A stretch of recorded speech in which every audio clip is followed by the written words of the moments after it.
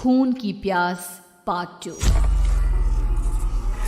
और उसके बाद वो जंगल एक बार फिर से सुमन की चीखों से गूंज उठा। लेकिन आज की रात सुमन की चीखों को सुनने वाला वहां पर कोई भी नहीं था। अगर वहां पर कोई मौजूद था तो बस हरिया, जो कि अब एक भेड़िए में बदल चुका था। सुमन के बालों को पकड़कर घसीटते हुए वो जंगल के बीचों बीच एक जगह पर ले जा रहा था। अगली सुबह गांव में। अरे भाई, पता नहीं क्या बात है, अपने गांव का हरिया किसान और उसकी पत्नी सुमन दोनों गायब हैं। दोनों का कोई अता पता नहीं। अरे कैसी बातें कर रहे हो भाई, ये कब हुआ है? अरे पूरे गांव में खबर फैली पड़ी है। कल रात को दोनों खेत की तरफ जा रहे थे, लेकिन लौटकर आए ही नहीं। तो हो सकता है अपने खेत पर होंगे। पूरा गांव ढूंढ कर आया है भाई। जानते हो क्या मिला वहां पर? क्या हुआ भाई? क्या मिला? बताओ हमें, क्या मिला? अरे हरिया की पत्नी सुमन के कपड़े पड़े हुए थे। शरीर का एक एक कपड़ा फटा हुआ झोपड़ी के बाहर पड़ा था, लेकिन दोनों पति पत्नी का कोई पता ठिकाना नहीं था। अरे भाई, लेकिन उसका जो दोस्त है ना रामू किसान, उससे पता करके आते हैं ना। अब तक तो दोनों साथ ही खेत पर जाया करते थे। हाँ, हमें उसके घर जाना चाहिए भाई। चलो वहाँ चलते हैं, चलो। वो सारे लोग रामू के घर पर पहुंचते हैं। रामू अपने घर के बाहर बैठकर हुक्का पी रहा था। आज सारे के सारे लोग टोली बनाकर मेरे घर क्यों आ रहे हैं? क्या कोई मर गया क्या भाई? अरे कैसी बातें कर रहे हो? तुम्हारा सबसे अच्छा दोस्त हरिया और उसकी पत्नी गायब है और तुम यहाँ बैठकर हुक्का पिए जा रहे हो हैं? रामू ने अजीब सी नजरों से उन सब गांव वालों की तरफ देखा, जिसकी वजह से वो लोग एक बार के लिए डर गए। गायब है? अरे गायब नहीं है, मुक्ति मिल गई है। उन दोनों को मुक्ति मिली है। इस दुनिया में आकर हर इंसान पाप करता है और उसे उसके पापों के लिए मुक्ति मिलना बहुत जरूरी है। अरे ये कैसी बहकी बहकी बातें कर रहे हो भाई, हैं? और इसका चेहरा अजीब सा क्यों लग रहा है? लगता है दोस्त के मरने का गम बैठ गया है। पागल हो गया है शायद ये पागल। ये बात सुनते ही रामू चीख कर जोर से चिल्लाते हुए कहता है, पागल मैं नहीं हूँ, पागल तुम सब हो। और ये शैतानी जंगल अब तुम में से किसी को नहीं छोड़ने वाला, सबको खा जाएगा। याद रखना मेरी बात। शैतानी जंगल? कैसा शैतानी जंगल? लगता है रामू पागल हो चुका है। हमें यहाँ से चलना चाहिए भाई। चलो। तभी रामू की पत्नी बाहर आती है। नहीं, आप लोग इनकी बात का बुरा मत मानिए। 2 दिन पहले हरिया के साथ खेत पर गए थे। जब से वहाँ से आए हैं तब से ऐसी ही बातें कर रहे हैं। भगवान जाने ऐसा क्या देख लिया उन्होंने, खेत में कुछ भी बड़बड़ाते रहते हैं। लेकिन गांव के लोगों ने कमला की कोई बात नहीं सुनी और वो सब वहां से चले गए। रात अब धीरे धीरे ढलने लगी थी। तभी अचानक किसी ने धीमी सी आवाज में रामू को पुकारा। रामू, आ जाओ, मैं तुम्हारा इंतजार कर रहा हूँ। और सुनो, अपनी पत्नी को साथ लेकर आना, नहीं तो काम अधूरा रह जाएगा। ये आवाज सुनते ही रामू के चेहरे पर शैतानी मुस्कुराहट आ जाती है। वो धीमे कदमों से अपने घर के अंदर आता है। क्या हुआ? तबीयत ठीक है ना अब आपकी? मैं तुझे अपने साथ खेत पर ले जाने आया हूँ, चल। मैं तुम्हारे साथ कहीं नहीं जाने वाली। मुन्ना गहरी नींद में सो रहा है और उसे अकेला छोड़कर मैं तुम्हारे साथ खेत पर नहीं आ सकती। वैसे भी तुम्हारे उन खेतों में भगवान जाने कौन सा राक्षस घूम रहा है, मुझे तो डर लगता है। रामू गुस्से में दांत पीसता अपनी झोपड़ी से बाहर आ जाता है और कमला गहरी नींद में अपने बच्चे के साथ सो जाती है।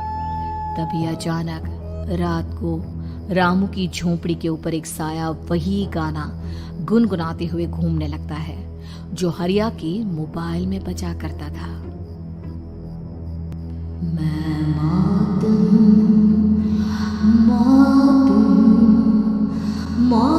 जो बसरी है चारों ओर, जो आएगी कहीं से भी निगल जाएगी सबको।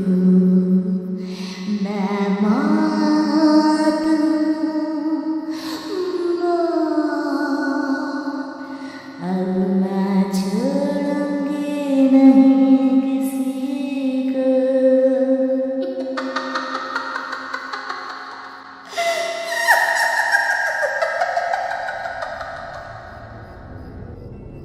ये आवाज सुनकर रामू की पत्नी कमला की आंख खुलती है और वो देखती है कि उसका मुन्ना अपनी जगह से गायब था।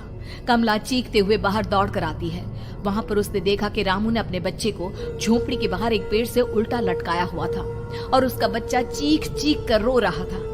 वहीं दूसरी तरफ एक साया बच्चे के ठीक नीचे आग जलाकर उसके चारों तरफ हैवानों की तरफ नाच रहा था। छोड़ दो मेरे बच्चे को। अरे क्या कर रहे हो तुम? शर्म नहीं आती तुम्हें अपने ही बच्चे को इस तरह मौत के हवाले करते हुए? अपना बच्चा? किसने कहा ये मेरा बच्चा है? अरे ये तो उस रामू की औलाद है, इस गांव के किसान रामू की, और मेरी दुश्मनी इस गांव के हर इंसान के साथ है। क्या? कैसी बात कर रहे हो तुम? और ये औरत कौन है? ये मेरे बच्चे को खा जाएगी। तभी अचानक से उस साया ने एक बेहद खतरनाक दिखने वाली औरत का रूप ले लिया और उसकी आंखों से आग निकल रही थी। सही पहचाना तूने, मैं तेरे बच्चे को खा जाऊंगी। अगर तू अपनी इस हैवान पति रामू के साथ जंगल नहीं आई तो मैं तेरे बच्चे को खा जाऊंगी। लेकिन क्यों? आखिर क्या चाहती हो तुम मुझसे?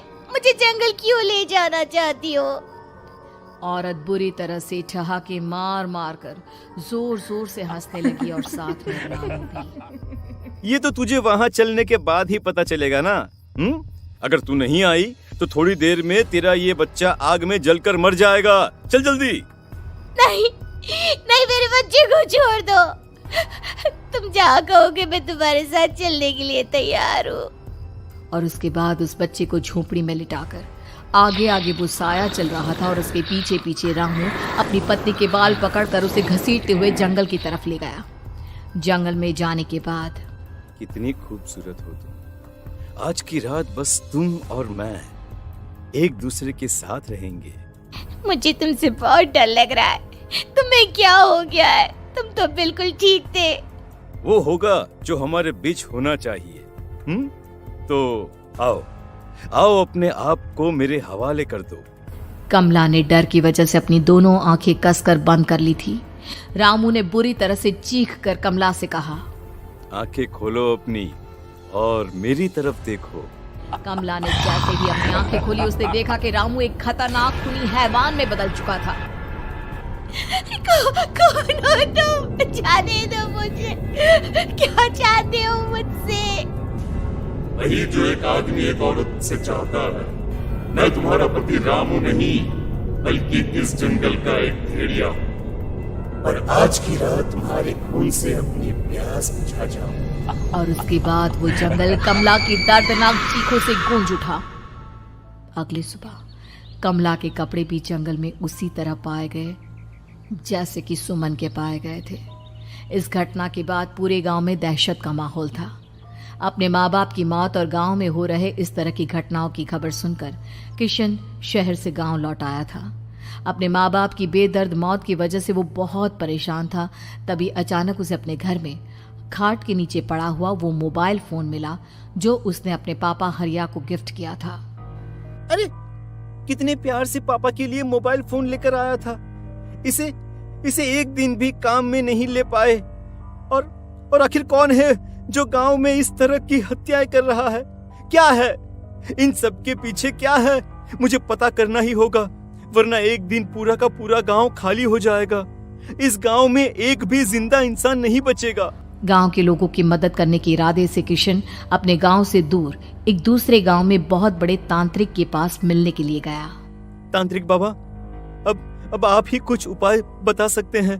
भगवान जाने हमारे गांव को किसकी नजर लग गई है।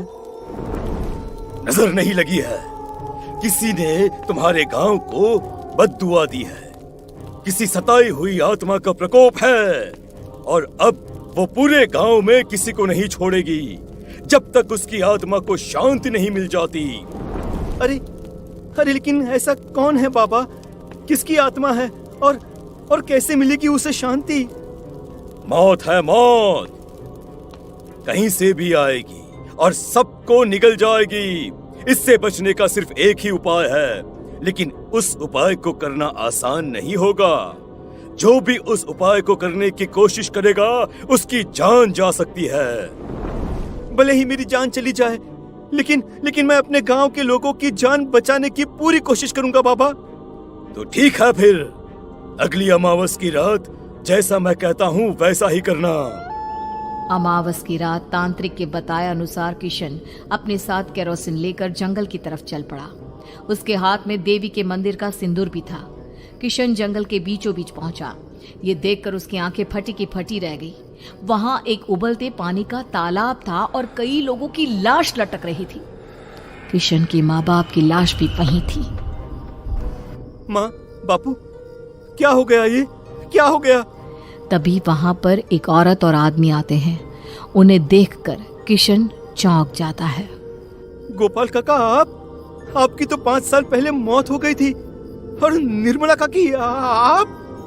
हाँ, मौत तो हो गई थी, लेकिन तुम ये नहीं जानते कि हमारी मौत कैसे हुई थी। क्या कहना चाहते हैं आप? कुछ नहीं, बस ये जान लो कि अब इस गांव में कोई जिंदा नहीं बचेगा। लेकिन क्यों काकी? क्योंकि 5 साल पहले इन गांव वालों ने मुझे डायन बताकर पत्थर मार मार के मार डाला। मेरी कोई गलती नहीं थी। गांव का एक बच्चा क्या लापता हुआ, सारा इल्जाम मेरी पत्नी पे डाल दिया। और जब मैंने निर्मला की जान बचाने की कोशिश की तो मुझे भी मार डाला। आपके साथ ये बहुत गलत हुआ काकी, लेकिन आप जो कर रहे हैं वो भी सही नहीं है ना? तुम यहाँ से चले जाओ वरना तुम भी नहीं बचोगे। हमारी आत्मा पिछले 5 साल से मुक्ति के लिए भटक रही है। चले जाओ यहाँ से। मौका देखकर किशन सिंदूर उन दोनों के ऊपर डाल देता है। उनका शरीर जलने लगता है और वो भयानक तरीके से चिल्लाने लगते हैं। अगले ही पल किशन उनके ऊपर केरोसिन डाल देता है और वो दोनों जल जाते हैं। किशन अपने माँ बाप और दूसरी लाशों का अंतिम संस्कार करवाता है और अपने घर लौट आता है। लेकिन वो अभी भी इस बात से अनजान है कि मोबाइल अभी भी बज रहा था। मैं मौत हूँ, मौत